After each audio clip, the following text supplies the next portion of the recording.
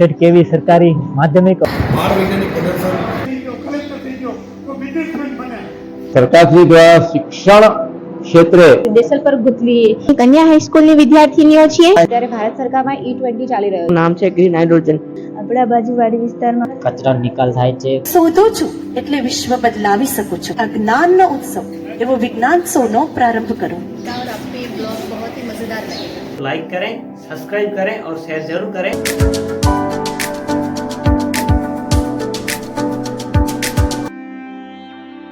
जय माता जी, जय श्री कृष्ण, जय सरस्वती माँ. दोस्तों, मैं MS10 आर्टिस्ट अपने आर्ट स्टूडियो में बैठकर हमारे प्रिय शिक्षक हरीश भाई पटेल सर का स्केच बना रहा था. पूरी मेहनत और प्रयास से स्केच जो मेरा सफलतापूर्वक संपूर्ण हो चुका है. सेठ केवी सरकारी माध्यमिक और उत्तर माध्यमिक शाला जो विकास जिले में नखत्राण तहसील में और गुजरात प्रदेश में, और आज यहाँ पे बहुत ही शानदार साइंस फेयर का आयोजन किया गया है.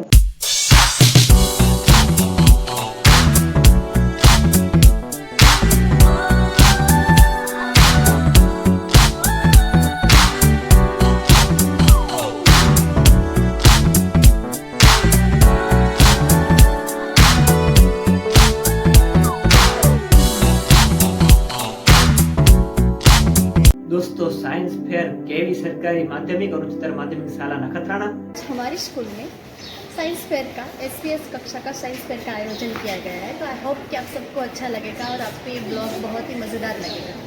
बाय. હું શોધું છું એટલે વિશ્વ બદલાવી શકું છું. હું મંચસ્થ સૌ મહાનુભાવોને વિનમ્રતાપૂર્વક આમંત્રું છું કે આપ સૌ દીપ પ્રજ્વલન કરી અજ્ઞાનનો ઉત્સવ એવો વિજ્ઞાનોત્સવનો પ્રારંભ કરો. निर्विघ्नं कुरु मे देव सर्वकार्येषु सर्वदा. आरोग्यं धनसम्पदा शत्रुबुद्धि विनाशाय दीपज्योतिर्नमोस्तुते. दीपज्योतिर्नमोस्तुते. ओ दीपदेव रूपस्त्वं कर्म साक्षीय विघ्नकृत यावत् कर्म समापेतः तावदत्र स्थिरो भव.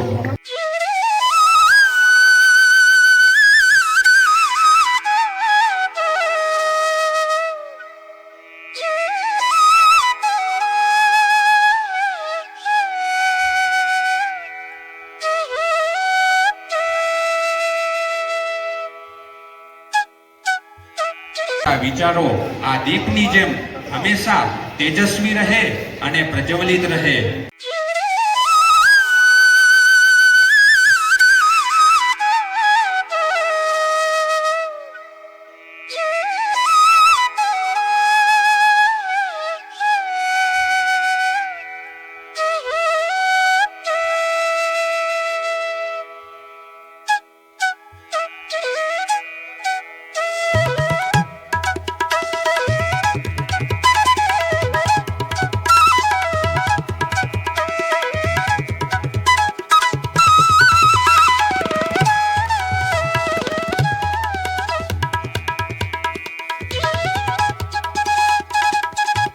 तो दोस्तों, हरीश सर जी को मैंने उनका पेंसिल स्केच बनाकर ऊपर स्वरूप दिया.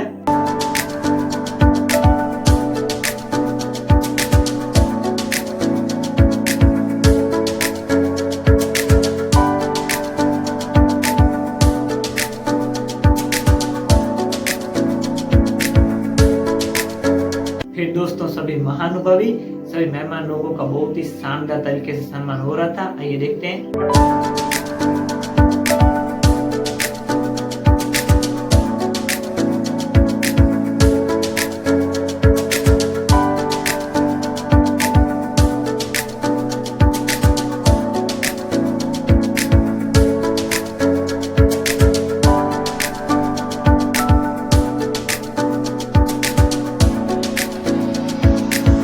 दोस्तों, सभी स्टूडेंट भाई और बहनों का बहुत ही शानदार केवी हाई स्कूल में सम्मान हो रहा था. आइए देखते हैं.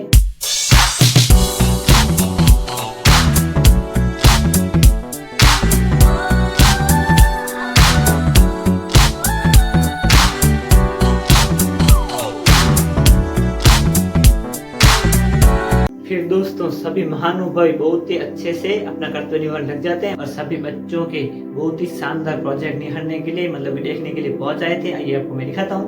અજ્ઞાનનો ઉત્સવ એવો વિજ્ઞાનોત્સવનો પ્રારંભ કરો.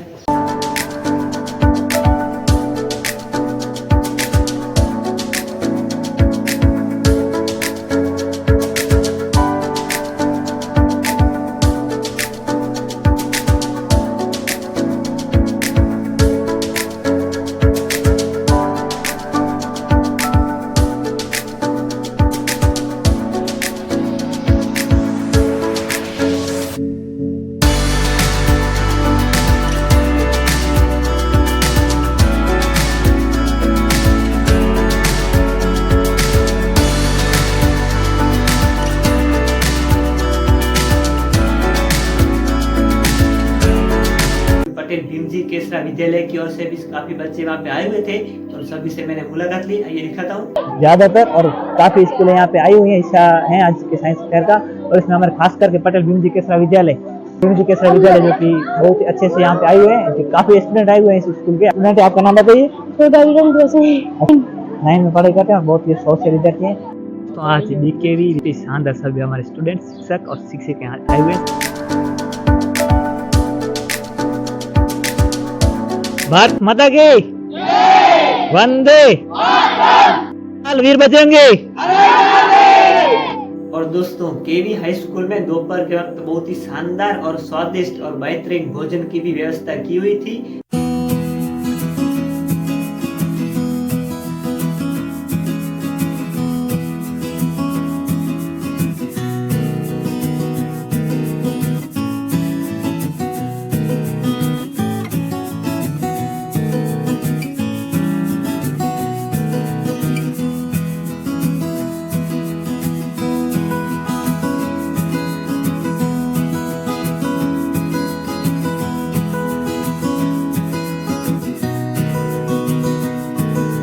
दोस्तों, साइंस फेयर में हिस्सा लेने वाले सभी स्टूडेंट मतलब भाई और बहनें बहुत मेहनत और प्रयास के साथ अपने अपने प्रोजेक्ट रेडी कर लिए थे। तो उन सभी के प्रोजेक्ट मैंने देखे, तो माहिती ली प्रोजेक्ट के बारे में।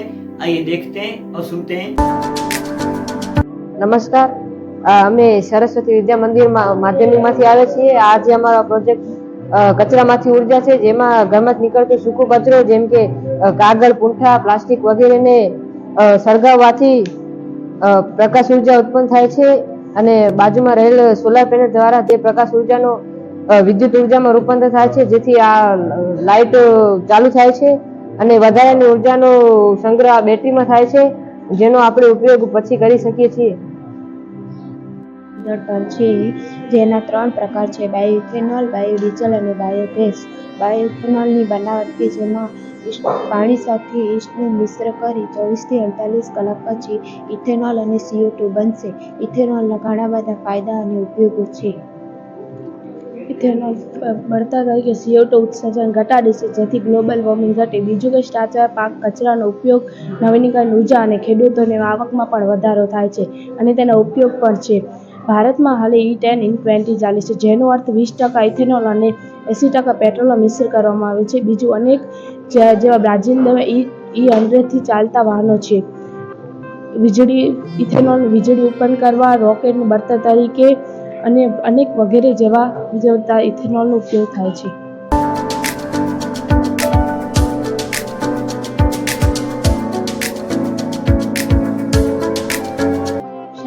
ડેમોન્સ્ટ્રેશન બતાવ્યો હતો કે જેમાં છે ને અત્યારે ભારત સરકારમાં E20 ચાલી રહ્યો છે, જેમાં 20% ઇથેનોલ અને 80% પેટ્રોલ આપણે અત્યારે યુઝ કરી રહ્યા છે અને ઘણી જગ્યાએ છે ને બ્રાઝિલ જેવા દેશોમાં 100% ઇથેનોલ પર ચાલતી કાર પણ છે।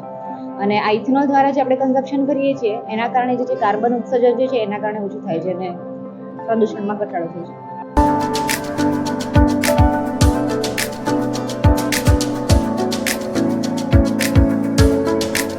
પ્રોજેક્ટ સોલાર પાવરનું છે। આમાં ખર્ચ ઓછો થાય છે, લાઇટ બિલ નથી આવતું ઘણું અને ઘણા દૂર વિસ્તારોમાં થાય છે અને એને સોલાર પેનલ કહેવામાં આવે છે। આમાં લાઇટ બિલ ઓછું આવે છે અને આમાં ખર્ચ પણ નથી થતો, આપણે દૂરથી પણ ચલાવી શકાય છે। ઘણા લોકો આજ વાડીઓ વિસ્તારોમાં ઘણી જગ્યાએ આજ વાપરવામાં આવે છે। સૌર ઉર્જા ઓછું મેળવે છે અને સૂર્ય પ્રકાશના મદદથી જ આ સોલાર ચાલુ થાય છે। સૂર્ય ઓછો આવે તો ઘણું ઓછું થાય છે। દૂર દૂરના વિસ્તારમાં આવે છે, જે જ્યાં કને લાઇટ બિલનો વધારે આવતું હોય ત્યાં એ સોલારનો ઉપયોગ કરે છે। આપણા બાજુવાડી વિસ્તારમાં ઘણો ઉપયોગ કરે છે। આપણે અહીંયા કને સોલારનો ઉપયોગ સ્કૂલોમાં કે અન્ય જગ્યાએ હોય છે, ઘરમાં હોય છે, પણ ઘરમાં અમુક જગ્યાએ જ હોય છે, બધી જગ્યાએ હોતું નથી।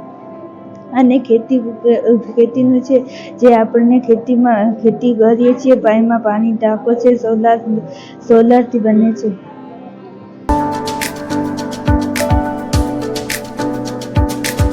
નમસ્તે, જય સરસ્વતમ।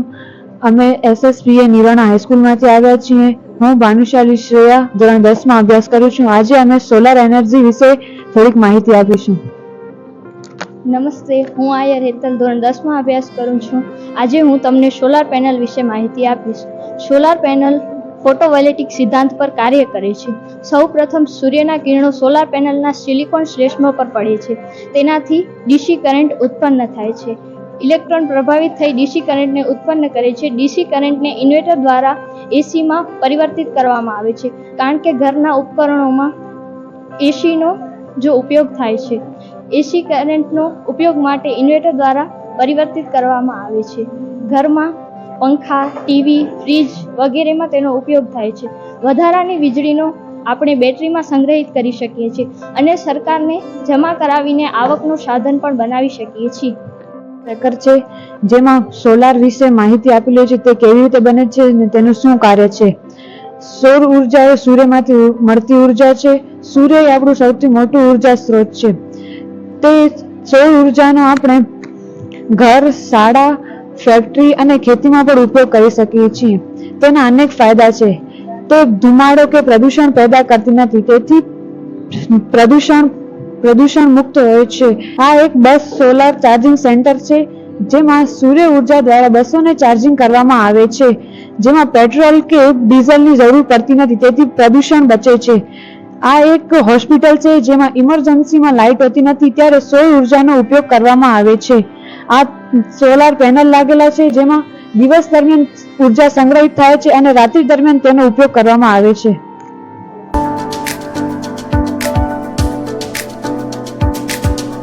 મારું નામ છે બાંભણિયા રાજેશ. હું સારસ્વતમ સંચાલિત નેત્રા હાઈસ્કૂલમાંથી આવ્યો છું. મારું પ્રોજેક્ટનું નામ છે ગ્રીન હાઇડ્રોજન. ગ્રીન હાઇડ્રોજન એટલે કે પવન ઉર્જા અને સૌર ઉર્જાનો ઉપયોગ કરીને વિદ્યુત વિભાજનની પ્રક્રિયા કરી અને તેમાંથી જે હાઇડ્રોજન મળે તેને ગ્રીન હાઇડ્રોજન કહે છે.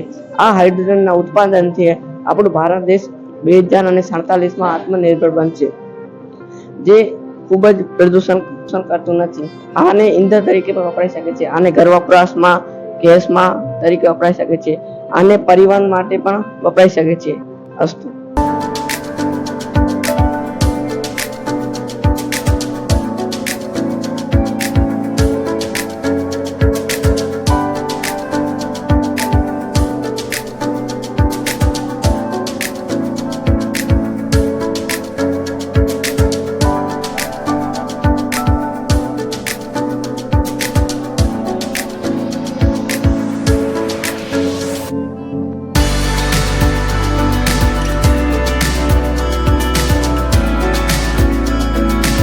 નમસ્તે, અમે કુમારી ટીડી વેલાણી કન્યા હાઈસ્કૂલની વિદ્યાર્થીનીઓ છીએ. મારું નામ મારવાડા જાહ્નવી દિનેશભાઈ છે. અમારી કૃતિનું નામ પ્લાસ્ટિકમાંથી શાહી અને ઉર્જા છે. આમાં આપણે જાણીએ છીએ કે આજના યુગમાં પ્લાસ્ટિક એ સૌથી મોટો પડકાર બની ગયો છે, પરંતુ આપણે જો તેનો યોગ્ય રીતે ઉપયોગ કરીશું તો તે આપણા માટે ફાયદાકારક બની શકે છે. તો આપણે જ્યારે આ બોક્સની અંદર પ્લાસ્ટિકને સળગાવીએ છીએ ત્યારે તેમાંથી જે ધુમાડો ઉત્પન્ન થાય છે તે ધુમાડો આ પાઇપ મારફતે જાય છે અને ધુમાડામાં કાર્બનના કણ રહેલા હોય છે. તેના કારણે આ કાર્બન એબ્ઝોર્બર કાર્બનના કણને પોતાની તરફ એબ્ઝોર્બ કરી અને આ કાર્બન ફિલ્ટરમાં જમા થાય છે, જે કંઈક આવી રીતેનું દેખાય છે. ત્યાર પછી આપણે આની અંદર ઓઇલ ઉમેરીએ તો આપણને આવા પ્રકારની ઇંક જોવા મળે છે, જેનો ઉપયોગ આપણે પેન કે માર્કરમાં નાખીને કરી શકીએ છીએ અને તેની સાથે સાથે ચિત્ર અને ચાર્ટ દોરીને પણ તેનો ઉપયોગ થઈ શકે છે. જ્યારે આપણે અહીં આગ લગાડીએ છીએ ત્યારે જે હીટ મળે છે તે હીટના કારણે આ સોલાર હીટિંગ પેનલ કામ કરે છે અને તેની સાથે સાથે તે કામ કરી અને એલઈડી પ્રકાશિત થઈ શકે છે અથવા તો કોઈ પણ નાના ઉપકરણોને પણ ચલાવી શકીએ છીએ. અને જ્યારે આ પ્લાસ્ટિક સંપૂર્ણપણે સળગી જાય ત્યાર પછી જે એના અવશેષો બચે છે તેનામાંથી આપણે બ્લોક પણ બનાવી શકીએ છીએ. રવિન્દ્રભાઈ છે. હું ધોરણ 9માં અભ્યાસ કરું છું. અમારી શાળાનું નામ છે સરકારી માધ્યમિક શાળા મથલ હાઈસ્કૂલ છે. અમારા પ્રોજેક્ટનું નામ છે કચરાનું વ્યવસ્થાપન. નોર્મલ શું કહેવાય, આપણે જોઈએ છીએ કે આજકાલ આપણું વાતાવરણ ઘણું પ્રદૂષિત થતું જોવા મળે છે, જેના ઘણા બધા કારણો છે. જેમાંનું એક કારણ છે પ્રદૂષિત કચરો. જો કચરાનું વ્યવસ્થિત રીતે વ્યવસ્થાપન કરવામાં ન આવે તો તે ઘણું હાનિકારક અને ઘણું વાતાવરણ માટે પ્રદૂષિત થઈ શકે છે. તેના કારણે જળ પ્રદૂષણ, વાયુ પ્રદૂષણ, જમીન પ્રદૂષણ વગેરે જેવી સમસ્યાઓ થઈ શકે છે. જો આ સમસ્યાઓથી બચવું હોય તો આપણે કચરાનું યોગ્ય રીતે વ્યવસ્થાપન કરવું જોઈએ. તેના માટે અમે એક વેસ્ટ મેનેજમેન્ટ આધારિત એક મોડેલ તૈયાર કર્યું છે.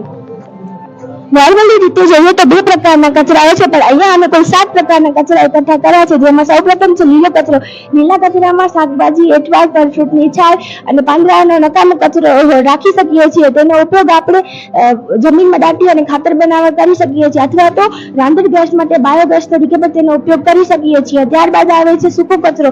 સૂકા કચરામાં નકામા પુઠ્ઠા અને કાગળો છે, જેનો ઉપયોગ આપણે પુઠ્ઠા બનાવવામાં કરી શકીએ છીએ, અથવા તો ઘરકામ માટે નહીં તો પેન રાખવા માટે પેન સ્ટેમ્પ બનાવવા માટે પણ કરી શકીએ છીએ. પ્લાસ્ટિકનો કચરો. નકામી પ્લાસ્ટિકને આપણે જોઈએ છીએ કે આજકાલ પ્લાસ્ટિકનો ઉપયોગ ઘણો બધો વધતો જાય છે. જો તેનું યોગ્ય રીતે વ્યવસ્થાપન કરવામાં ન આવે તો ઘણું બધું પ્રદૂષણ ફેલાઈ શકે છે. જો પ્લાસ્ટિકનું રિસાયકલિંગ કરવું હોય તો તેને 450 ડિગ્રી સેલ્સિયસ તાપમાને ગરમ કરી અલગ કરી પછી ફરી હલકી ક્વોલિટી વાળું પ્લાસ્ટિક બનાવી શકાય છે. ત્યારબાદ જે પ્લાસ્ટિક આ ગરમ થાય છે તેના દ્વારા ટર્બાઇનમાંથી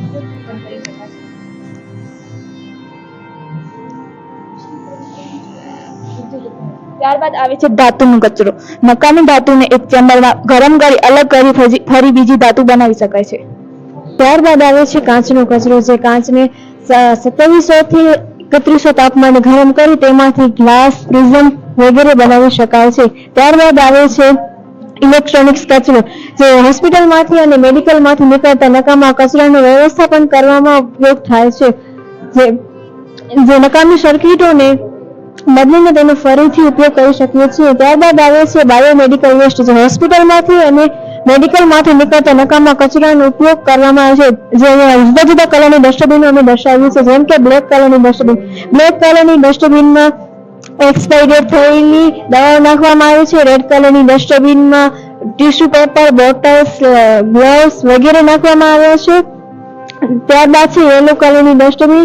તો યેલો કલરની ડસ્ટબિનમાં ફેસ માસ્ક, ઇન્જેક્શન વગેરે નાખવામાં આવ્યું છે. ત્યારબાદ છે બ્લુ કલરની ડસ્ટબિન, જેમાં સ્લાઇડ, ફેસ માસ્ક વગેરે નાખવામાં આવશે. પછી વ્હાઇટ કલરની ડસ્ટબિનમાં નીડલ્સ, બ્લેડ વગેરેનો કચરો નાખવામાં આવે છે. Thank you.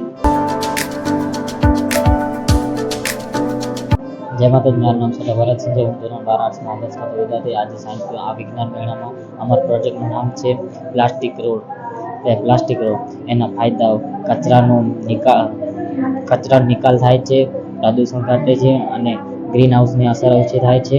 અને આમાં આપણે શહેરનો આખો કચરો ભેગો કરશું, પછી આ કચરા બોટલ લઈને આમાં મિક્સ કરીને ગ્રાઇન્ડિંગ કરશું, ટુકડા નાના નાના થઈ જશે. પછી આમાં ડામરને મિક્સ કરીને મેલ્ટિંગ કરશું. મેલ્ટિંગ કરીને આ ડામરને પ્લાસ્ટિક રોડમાં કરશું. આના ઓછા ખર્ચામાં બને છે ને અને આયુષ્ય વધારે ચાલે છે રોડને. અસ્તુ.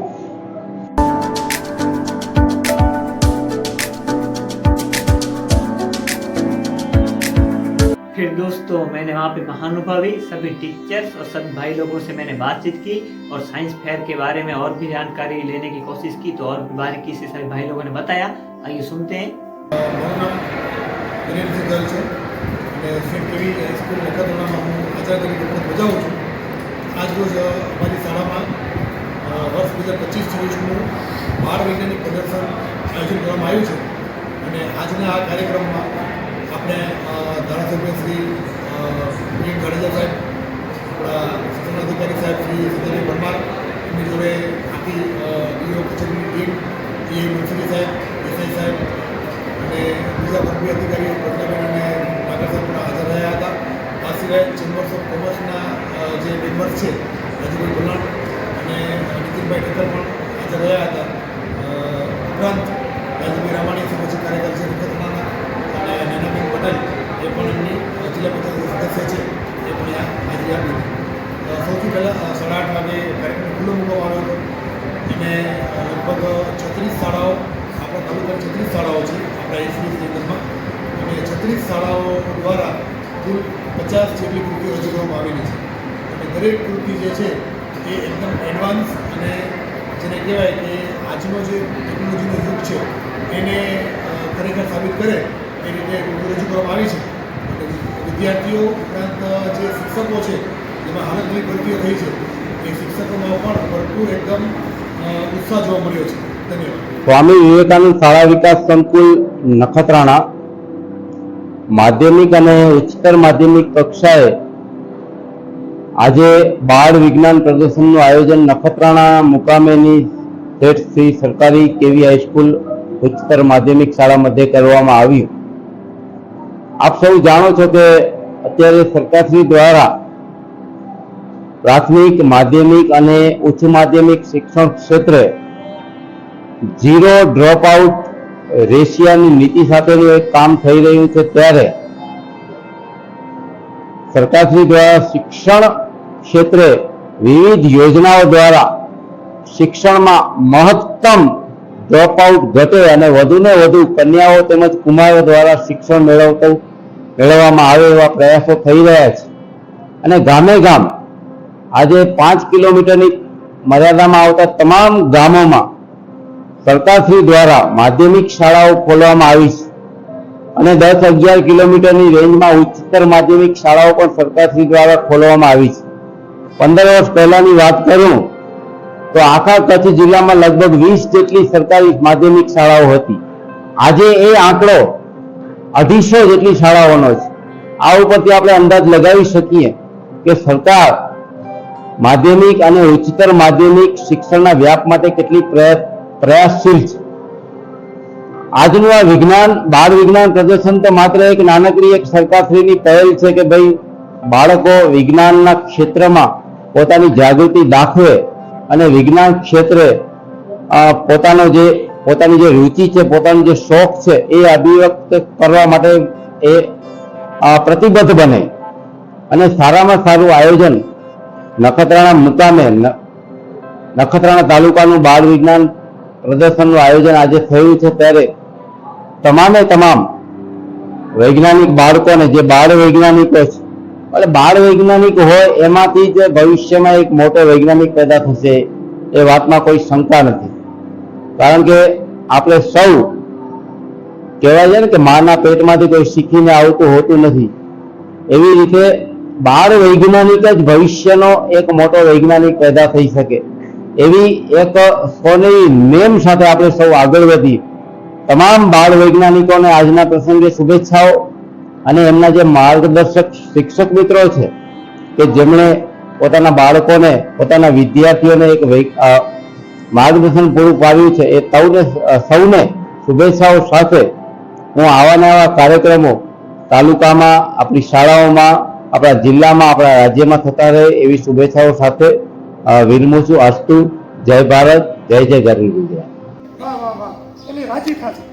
એટલે તમને પણ એમ થશે કે મારા પણ ભણેલો પીએસઆઈ થઈ ગયો, કલેક્ટર થઈ ગયો, તો બિઝનેસમેન બન્યા. એટલે આપણે કોઈ દિવસ નાનો વિચાર ન કરવાનો. ભણવામાં કોઈને પૈસા નથી જોતા, એનામાં ઝાંકવાનું, ધ્યાન દેવાનું. આ મોબાઈલ અત્યારે તમારું મોબાઈલનું કામ નથી. તમે ભણી લો પછી ઠીક છે, આપણે ફ્રી હોય 2-5 મિનિટ પૂરતું બરોબર છે, પણ ખોટો ટાઈમ બગાડવો એને બરોબર નથી. અત્યારે તમે કેમ વાંચવામાં અને પૂરું ધ્યાન દઈ અને આપણે કેમ ટકાવારી લાવી અને કેમ આપણે વધારે આપણી સ્કૂલનું, આપણા શિક્ષકનું, આપણે ગામનું કેમ વધારે જશ મળે. આપણો ખૂબ આભાર કે તમામ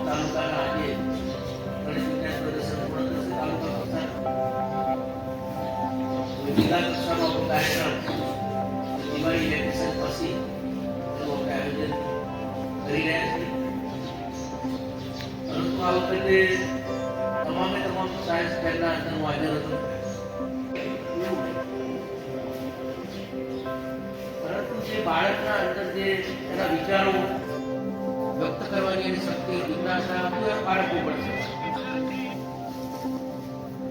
આમાંથી બેઠેલો ચાલકો बाल वैज्ञानिक देश को सुंदर बनी जाए।